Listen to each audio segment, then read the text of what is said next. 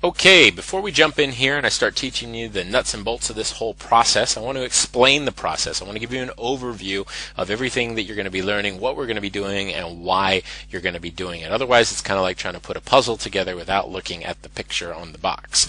So bear with me. Some of these themes, for at least some of you, may seem familiar because if you've ever heard me speak before or give any of my lectures, I give an overview of the marketing process that I recommend, and I've done so in a lot of content that's out there on the web. So if you start going through this and you're thinking to yourself, oh, I've already heard him talk about this elsewhere, I just want to skip ahead, I kind of urge you not to do that. This won't be too long, and I think it'd be valuable to go through it anyway. There will be some nuances, I'm sure, that are unique to you guys. After all, you're members, whereas the other talks I give are to the general public. And more importantly, I want it to be very fresh and firm in your mind so that you know what you're doing and why you're doing it. Otherwise, I don't think you'll be as effective as you go through some of the different phases of the process, because there's a lot of psychology at play here, and I want that all to be firmly in your minds. But in order to explain the right way to do this, I think I need to start off by talking about what so many independent musicians are doing wrong. Now, in a nutshell, and at least in my opinion, what I think the failing of most independent musicians is that they're trying to copy what the major labels are doing. And that makes sense. The only point of reference for many musicians is the major labels. They're the only point of reference most of us have for anyone that is selling a lot of albums. And the problem is that what the major labels are doing is they're employing national branding strategies, and that costs millions of dollars usually to do successfully. That's what the labels are usually spending, millions of dollars to sell all those records. And we as independent artists usually have a mere few $1,000s, often hundreds or even no money at all to spend on our marketing. And we just can't accomplish what the major labels can with our measly dollars if we're going to take a branding strategy or employ a branding strategy to our careers. So what is a branding strategy? This is not to be confused, by the way, with branding in the sense of developing an identity for a product or individual. That kind of branding, that's very important, and we'll be talking about that actually a lot throughout this process. But a branding strategy in the traditional sense attempts to create so much market awareness for a product or entity that it ultimately affects purchasing decisions. Sorry about that. And you can see here the very familiar orange bottle of Tide, and I use this because I think it's a great example of successful branding. Very few of us know anything or care to know anything about laundry detergent. We need to clean our clothes on a regular basis, and when we walk down that aisle in the grocery store, we see that familiar orange bottle staring back at us from a company that has done a very good job of making us know that they're out there and know that they can do what we need to get done, which again is to clean our clothes. And as all things being equal, as long as the price is relatively on par with everything else that's out there, more often than not, we pick up Tide and throw it in our cart and go on with our life. Well, what the labels do is not all that different. Obviously, there are nuances that are different. We're talking about art as opposed to laundry detergent. However, they are spending millions of dollars exposing an entire population, more or less, to an artist. They are spending money, hundreds of thousands of dollars on radio promotion to get a song spun over and over and over again, so we can't avoid it when we turn on the radio. They're spending money on billboards and flyering construction sites and on the sides of buildings and things like that. They will put an artist on the road. They will hire very expensive publicists to get you into various magazines, and they will just try to beat the public over the head with the impression and ultimately the music of an artist until it affects purchasing decisions. And that those multiple impressions ultimately, or at least hopefully, provoke enough curiosity from the public that when people are on iTunes or they're at the record store, if you even still have a record store in your neighborhood, that, oops, the slide jumped ahead on me there, sorry about that. They are creating so much market awareness that when people are on iTunes or in their record stores, that they a percentage of them ultimately check it out, and many of those people buy. And that is what they've been doing for the eons, and it's been working. By the way, it's not working as well as it used to. We are seeing, obviously, sales go down, and there are multiple reasons for that. But when we as independent artists try to do that, we just can't afford to make those impressions, and you're not going to achieve that tipping point that musicians are after, spending a few $1,000s or getting a few spins on college radio or even national radio. It's just, you just can't do it. So let's talk about what most musicians are actually doing here. I put together this little flow chart here, and in the center here you can see there's your music, or use the artist, your band, and all of these items here represent what the average musician is doing. Of course, we've got live shows. This is a no-brainer. Most of us are out there performing. Not everyone, but this is, for many, this is all where the marketing begins and stops. They go out and they play some shows, and they hope that if they play enough shows, enough people will tell their friends, who will tell their friends, and they'll suddenly be famous. Well, that really just doesn't happen, as anyone who's been performing long enough knows. And then we've got press. Most of us have dabbled with trying to get some press to some degree or another. We either just submit our stuff to as many magazines as we can. Maybe we buy Indie Bible and go through the list of appropriate publications and blogs, things like that, and send off our stuff. Usually we don't hear back from anyone. Occasionally we do. Or maybe we even hire a publicist, which can run you anywhere from about $500 to $3,000 a month. God knows, I've probably had, I don't know, at least 4 of them in my time, spent a lot of money on press. We've got radio. Again, radio, I can't tell you how many people I've tried to talk out of spending money on radio. It is the best way to lose money for the average independent artist, and it's the first place the most serious independent artists want to go with their budgets, because, again, it's what we see the labels traditionally doing as the cornerstone of their promotion. We've also, just about everyone has a website. A few of us are relying on social media sites like Facebook or even just a Bandcamp page, something like that. But most of us have a website, a web presence, and we expose people to our music and share links and blog posts and videos and images and all these kinds of things. And then there's social media, where we tweet about our stuff. Hey, everyone, my new album's coming out. And let's face it, many of the musicians out there do nothing more than spam their friends. It's really annoying. You shouldn't do that. But everyone is pretty engaged in social media at this stage of the game. Some of the more advanced or aggressive or entrepreneurial, whatever you want to call it, artists out there actually engage in advertising. They take some money and they get their ad in the back of the appropriate music magazines and local papers and things like that. And I think the thinking is in the right place there, but if you're not connecting that to the right process, then often that money, I fear, is wasted. Nonetheless, I think spending money to make money is the right thinking, but it's the musicians who actually go that far with it are few and far between, because more often than not we just don't have the money to do that, and the money we're generating from our music isn't enough to warrant expansion.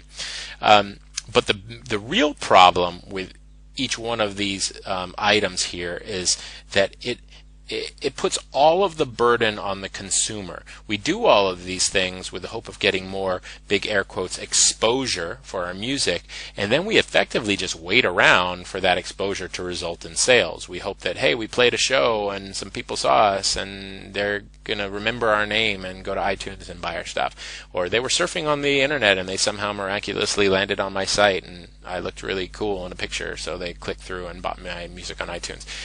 I know no one's consciously thinking in such juvenile terms, but that is kind of the core process, that most of us, we kind of have our heads in the sand and we're waiting for this all to add up to some miraculous tipping point where people ultimately start buying our records. And unfortunately, that is not what makes people buy. What does make a person buy? Well, fortunately, this isn't just some topic of discussion or something I've got a few theories on. the process of selling has been pretty distilled in marketing and sales circles, business circles, for well over 100 years. And something was developed, the process was at least identified, that has been called the sales funnel, or more specifically the AIDA sales funnel. I started there because I actually have never heard it said out loud. I've only read about it. I always say the AIDA sales funnel, but it's the AIDA sales funnel. And the sales funnel was created way back in 1898 by the American advertising and sales pioneer E. St. Elmo Lewis. Now, a sales funnel is a systematic approach to selling a product or service, and it was created to explain the mechanisms of personal selling. So again, it's a systematic approach to selling, and it explained the mechanisms of personal selling. Lewis believed that buyers follow a 4-layer cognitive process when accepting a new idea or purchasing a new product. So again, in other words, he believed that people go through a very predictable 4-layer cognitive process before they are open to accepting a new idea or ultimately taking the action that you want them to take.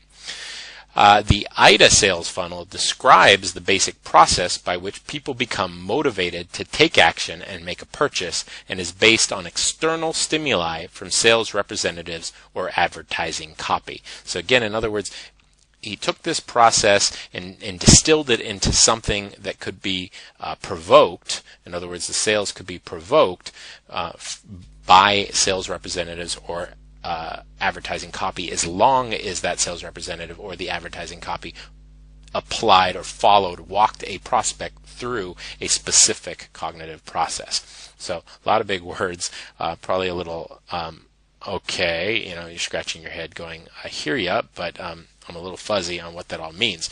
Well, I put together this flow chart here, and you can see this upside down triangle. That basically is meant to represent a funnel, and it's called a funnel because it's bigger at the top than it is at the bottom, much like a funnel. So we send all our prospects, all our traffic into the top of the funnel, and we slowly qualify that traffic until we have a nice set and consistent amount of customers coming out the other end. And again, there are these different steps, or these cognitive steps throughout the process. So let's go through that. First, we send traffic into the funnel, and there are an endless number of ways to drive traffic. Some of the obvious ones are Facebook, Twitter, the search engines like Google, Yahoo, Bing.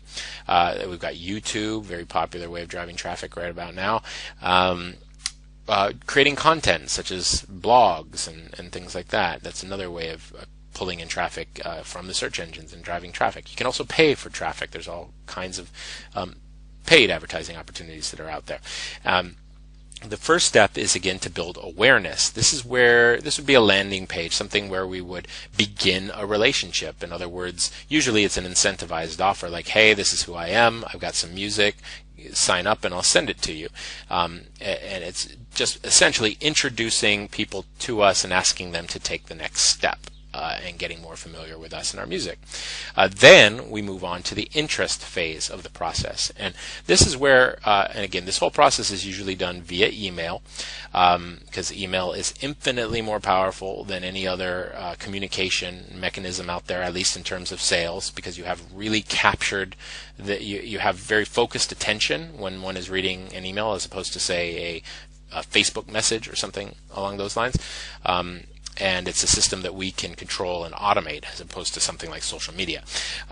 So this really mimics just interpersonal relationships. When we meet someone, if you're trying to pick up somebody at a bar, you don't just walk up to them and say, hey, want to go home with me? You sit down and get to know that person and start bonding and having a conversation well before you ask that person to take the next step. And that's what we're doing via email here. We are building a relationship, bonding with our fans, showing them that we are just like them, that we are good people, good artists, because in this with independent music and direct response marketing, it is the relationship that is equally responsible for the sale as the music. And so it's a huge part of it, getting to know and care about and build an authentic bond with our fans. So that's the second step of the process. And then we move on to desire. And this is once you have your prospect's attention, once you have that relationship carved out, you use established selling triggers or sales triggers to get people to take action, because there's an enormous amount of human resistance to taking action that another party is asking, an individual to take, particularly when it is parting with money. There's a sometimes conscious, sometimes subconscious process that a person goes through where they try to keep themselves on the fence and talk themselves out of parting with their money. And by using sales triggers, you force a person to make a decision. Well, you don't often always force them to do it, but you cause them to look inward and make a decision as to whether or not they want to buy or not. And some very obvious and well-established sales triggers are scarcity or time-sensitive offers.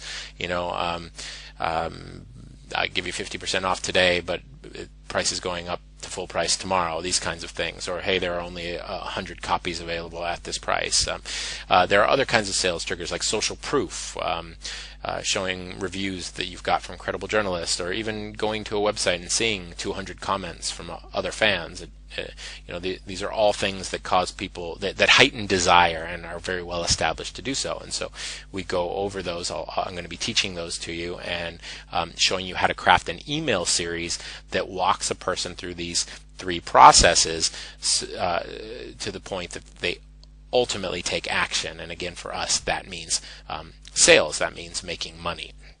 So what the hell does that all mean in practical terms? I realize, if you haven't been exposed to this stuff, you may still be kind of spinning a little bit. I'm introducing a whole ton of new words, conversions and actions and sales funnel and all these kinds of things. So I put together another flow chart with some prettier pictures that you probably recognize from the real world, so that I can help you lock into this process. And this better represents what we're going to be creating. This is what I'm going to teach you how to do, both technologically and also from a psychological viewpoint. I'm going to teach you a bit about copywriting and how to understand your fans and get people to ultimately do what you want them to do, which is, again, once more, to take action.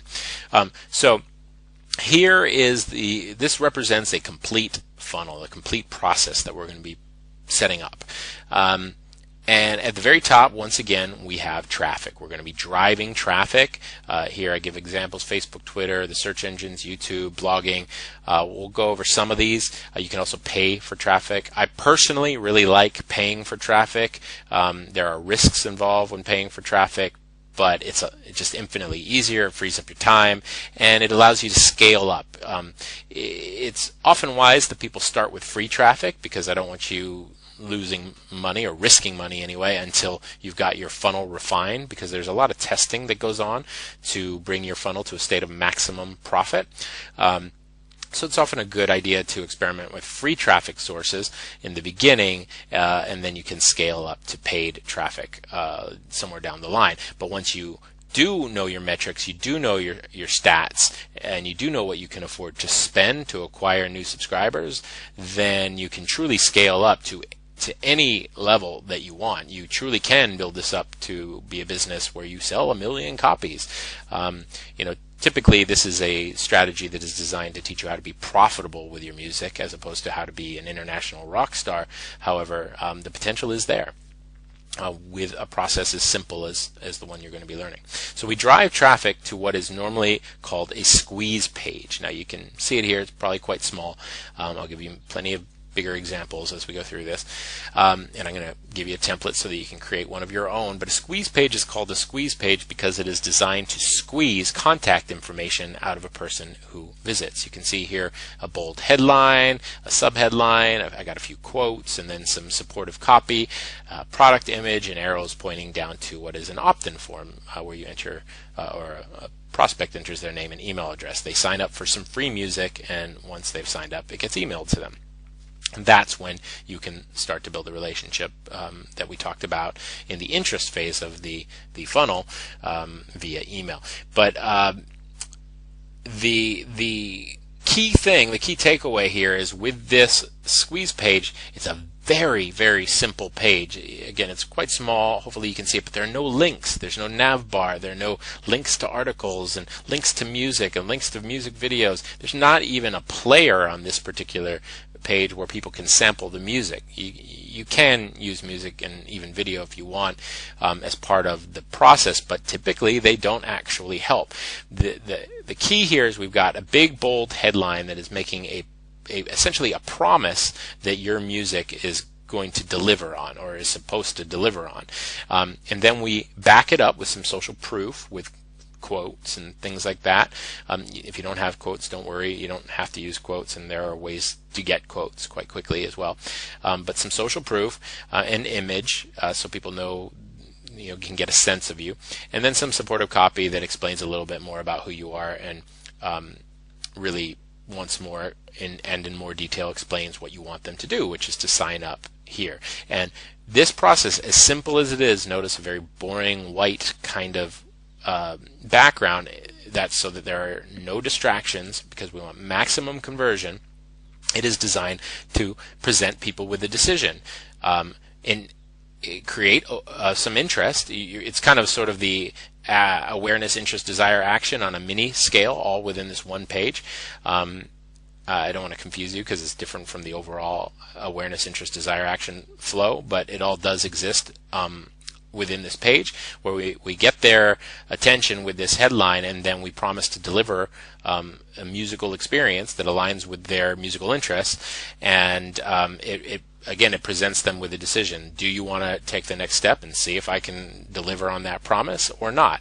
And many people will not. Many more, than the ratio of people that do not is almost always greater than the people that do. Actually, there are occasions where that's flipped, but usually many more people will pass than will accept. But the conversion rate just simply means the number of people that actually convert, that take the action you want them to take, will be much higher when you present people with just a simple yes or no option than if you give people links to stuff for them to check out.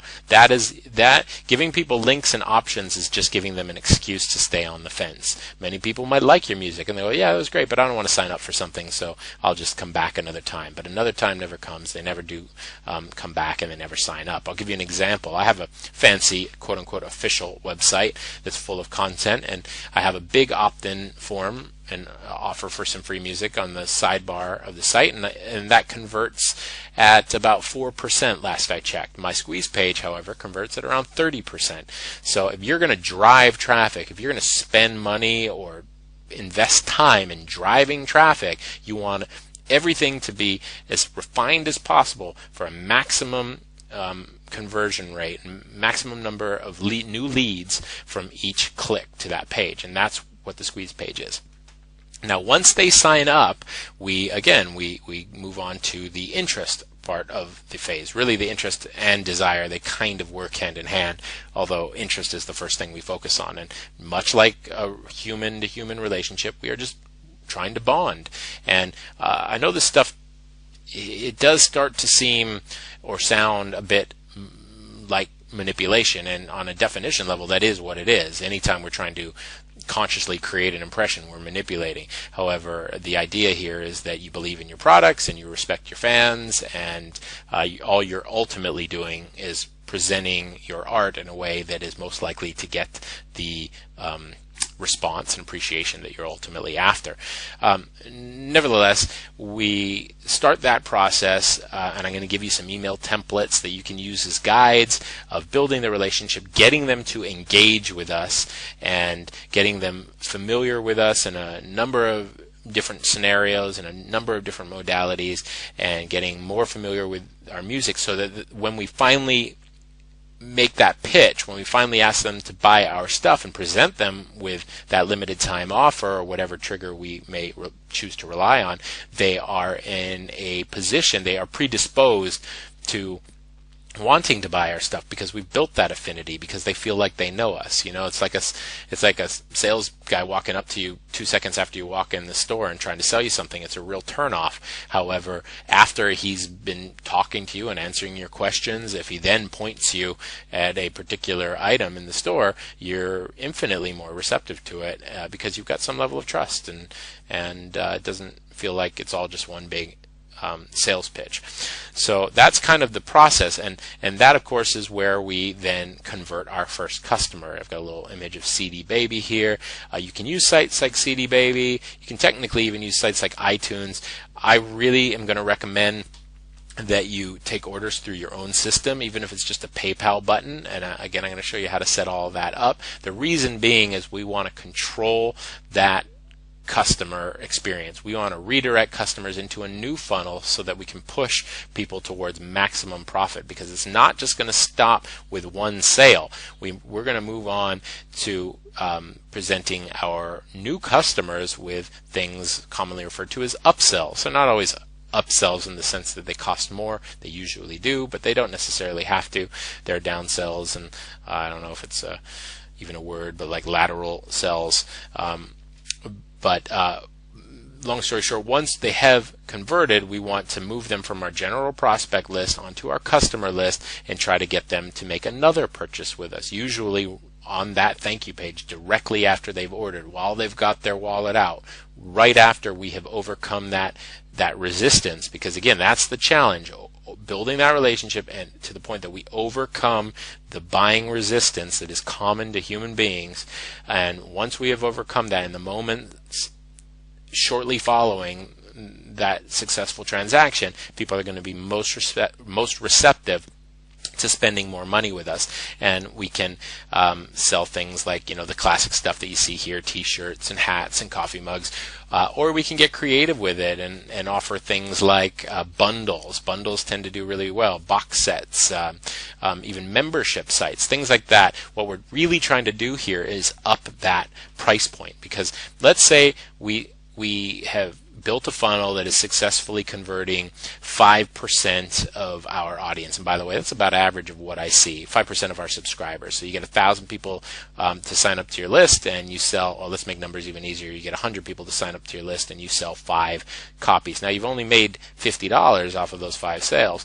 But if 20%, which is about what I see, take you up on a $50 upsell, you would have sold, I don't know what 20% of 5 is. I can't quite do the math there. Is that that's 1, isn't it? Yeah. So one person buys a $50 upsell, and you suddenly doubled your money. You made $50 on frontline product, you made $50 on upsells, and you've doubled your money by simply using that real estate right there on that thanks for ordering page to sell something else.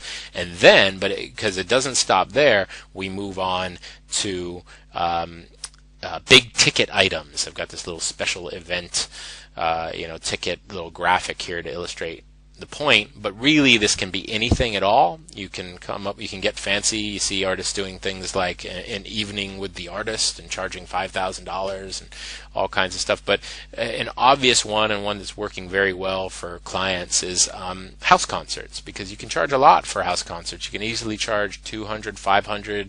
I have folks charging $1,000 for house concerts, where you essentially would follow up with those customers. I wouldn't do it right there on the thank you page. This is something I'd follow up with your customers a little further down the line, but you try to get you offer them a chance to have you play their home. They can sell tickets, they can do anything they want, they could make money off you, but ultimately what you're doing is you're trying to create a scenario or the conditions for one transaction equaling a lot of money.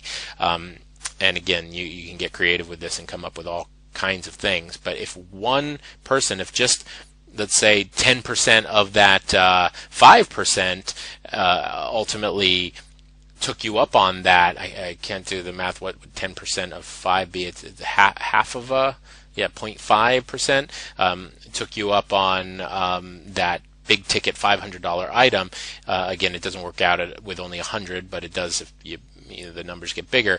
But let's just do the math. That would be 0.5%, so $250 of additional revenue off of that same 100 subscribers. So we'd taken $50 in revenue, turned it into $100 in revenue, turned it into $350 in revenue. And what that allows us to do is generate a subscriber value that is actually workable, that we can actually work with to create positive ROI. And now what do I mean by that? Subscriber value, the value of each subscriber. So if we generated $350 off of those first 100 subscribers using the numbers that I just outlined, which are all based on semi-average numbers that I see, we would have a subscriber value of $3.50. And you can easily go out there and drive paid traffic for pretty affordable paid traffic, where it might cost you 30 cents a click, and let's say a third of those people are signing up. You're now paying 90 cents per subscriber, but profiting $3.50. And those are your metrics, those numbers that I just laid out. And the very crucial, or a very crucial factor that we're going to be focused on, is paying very close attention to those metrics and really knowing what your subscriber value is, your cost per click, and a number of other things that we'll go over, so that you can truly scale up. Because even if you're spending, let's say, 75 cents a click, which is very high, you should be spending a lot less than that. If your squeeze page is converting at 33%, just to make math easily, you are then spending just about $2.25 to get a new subscriber, but you'd still be profiting at $3.50. And remember, there's going to be all kinds of additional revenue opportunities, such as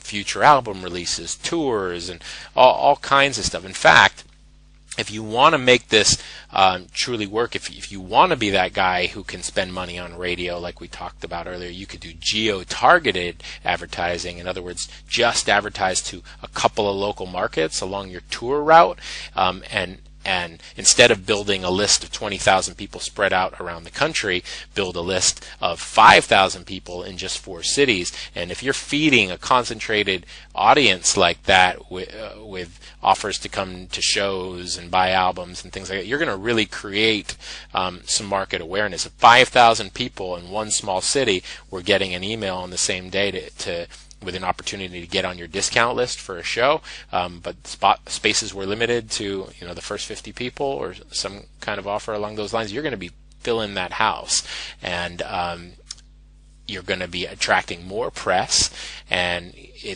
they're in fact probably going to be coming to you, because you will have something that is something real, something newsworthy, some actual event taking place in their market, on their beat, and radio will then make sense, because there will be a groundswell of activity, and therefore a receptive audience that's likely to translate into phones and all the things that the radio stations want to hear. And that's when things can truly scale up into the kind of career that we're all after, but one that is fueled and generated and managed by you, the artist. I mean, certainly you can have a team of people helping you with this if you want, and at some stage, that will make sense. However, what is powerful about this is that all of those big business entities that we talked about, the labels, the managers, the agents, that typically control the distribution channels for the average musician, go out the window. You don't need anyone or anything. You just need the ability to drive a little bit of traffic and communicate authentically with your list, and understand sales well enough to ask your fans to buy your album in a way that is likely to get them to do so. And again, as I've said, when properly set up, you get predictable results coming out the other end. You send 100 people in one end, you depending on the traffic source, because things do vary a little bit, but across the board you will settle on a predictable conversion rate that allows you to scale up to any height imaginable. And this model, that process that I just explained to you, again, it's not only the process I'm going to be teaching you in this course, but it's a process that has been life-changing for me, because it has given me, again, that freedom to be independent, that freedom to do whatever I want, knowing that I can find an audience for it, provided that the product itself has got some strength to it. And I hate to say it, but as is often discussed in marketing circles, it's not really even about the product, because people don't really consume the product until after they purchased. So it's really about communication and your ability to communicate with your tribe. Now, obviously, if your music's no good, then well, that's no fun, and you've got a whole bunch of different kinds of challenges ahead of you, but presumably nobody here thinks their music isn't very good, and it's going to be my sincere attempt to teach you a system that anyone can use. Again, you're going to have to do some work. It's not, going to be, it's going to take you more than 5 minutes to set this whole thing up. You're going to have to develop some skills and really implement this stuff. But once it's in place, you will have a more or less automated system which will allow you to send traffic in one end and see customers come out the other end. And there's a lot of room for flexibility here. As well, you can actually create a system that's completely automated and requires minimal support, so you can be there out there on the road and not worrying about any of this, or you can be very engaged, which is actually what I recommend, although people do just fine doing it both ways, but you can certainly minimize the automated facets of it and communicate in more real time with your fans if that suits you. But again, the mechanisms of delivering product, taking orders, signing people up, it will all be automated and distilled down into one simple process. It's kind of like I keep referencing traditional sales and salesmen and things like that. It's like if you were a car salesman and you stumbled upon a pitch that worked really well. The internet has allowed us to replicate that, so it's not just one salesman going out one customer at a time, but it's rather tens of thousands of you addressing each new subscriber as they come in on whatever scale you can imagine and ultimately afford to achieve. So anyway, that is the process. That's what we're going to be learning. I hope that all makes sense. There are always the comment sections underneath any of these videos, and if you have any questions whatsoever about the process, if you're unclear about anything, please start now by leaving questions. Just use that comment field that you'll see below this video, ask away, and I'll clear things up, because I want everyone to be very clear as we move forward, because this is the mechanism that I'm going to teach you how to build. Don't worry if every little word doesn't make sense just yet, but I want to make sure that you understand the general flow and the purpose behind each one of these steps. One common question, by the way, before we sign off is, well, what if I don't tour? What if I don't want to do house concerts? Don't worry. There are ways, you can get creative and come up with all kinds of different upsells and all kinds of different follow-up promotions. The sky's the limit in terms of creativity. Heck, you could sell other artists' music. The only real goal, the real takeaway in at least these 3 steps of the process here that you need to remember is it's going to be very hard for you to profit on a $10 album because of how much it costs to acquire new leads. I like to try to target getting a new lead for about $1, and unless you're converting at 10%, which happens, but it's pretty through the roof, it's going to be really difficult to even break even. You just need to add additional income sources to that funnel so that you can ultimately up that subscriber value and ultimately afford to automate the traffic instead of sitting around writing blog posts or creating YouTube videos all day long to drive it. But first things first, we need to get started. So I'm going to sign off now, and I will see you in the next video.